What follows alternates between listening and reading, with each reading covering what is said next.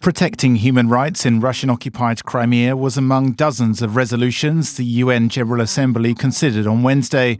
The Russian representative again repeating lies and debunked theories about how Russia never sent so-called little green men into the peninsula and how no Crimean Tatars and Ukrainians were persecuted or faced sham trials for their criticism of the Kremlin-appointed leadership or support for Ukraine. Ukraine strongly denies all the mantras of the Russian delegation with reference to the occupied Crimea, demonstrated once again by the cynical statement of the Russian representative moments ago. Crimea is and will remain an integral part of Ukraine.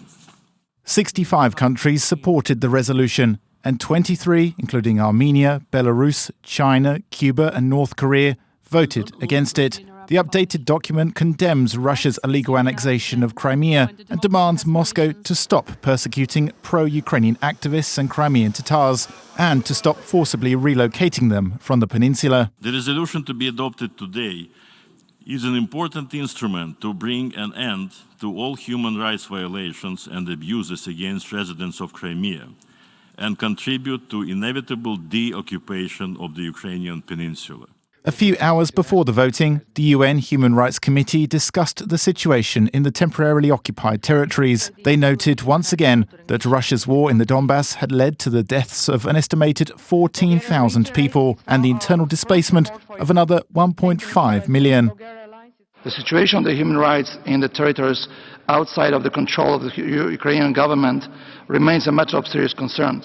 We are alarmed by the continuing oppressive policies by the Russian Federation in the occupied Crimea directed against civil society activists, journalists and ethnic Ukrainians and Tatars. The Russian authorities were also criticised for not allowing international observers and human rights defenders to enter the occupied territories. We just urge all parties to allow for that access to occur. It is essential that the human rights situation of the people of Ukraine, of the territories that we're discussing, be verified and corroborated.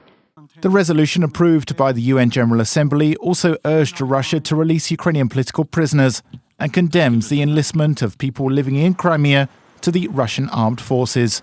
Reported by Alexander Kulibaba for UATV.